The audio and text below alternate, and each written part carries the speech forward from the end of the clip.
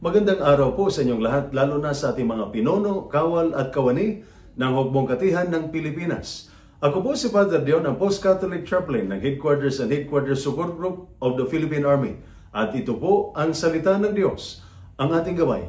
Ngayon po ay Monday, June 23, 2025, ng ika-12 linggo sa karaniwang panahon. Madaling makakita ng mali sa iba, lalo na sa hanay ng serbisyo, disiplina, utos, kilos, at pamamalakad sa pang-araw-araw.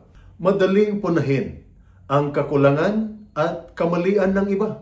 Ngunit madalas ay nakaliligtaan natin ang ating sariling mga pagkukulang. Kaya nga sinabi ni Jesus sa ating ebanghelyo sa araw na ito, alisin mo muna ang troso sa iyong mata bago ang puwing ng iba. Ang paalala na ito ay para sa ating lahat, lalo na sa atin, sa pamilya at sa hanay ng mga lingkod bayan. Ang unang hakbang ay ang matapat na pagtingin sa sariling damdamin, ugali at pagpasya upang matutong magpakumbaba sa harap ng Diyos at sa kapwa. Ang pagpapatawad at pagpapakumbaba ay hindi tanda ng kahinaan, kundi ng lakas, malasakit at mabuting damdamin para sa iba. Ito po ang salita ng Diyos, ang ating gabay. Manalangin tayo.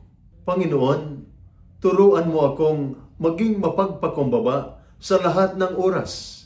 Bigyan mo ako ng pusong hindi mapanghusga, kundi maunawain at mapagbigay sa iba. Ipaunawa mo sa akin ang halaga ng pagpapatawad upang ako ay maging tulay ng kapayapaan sa pamilya, sa hanay ng serbisyo, at sa pamayanan. Amen. At sumainyo at sa inyong pamilya ang pagpapala ng makapangyarihang Diyos, Ama, Anak, at Espiritu Santo. Amen.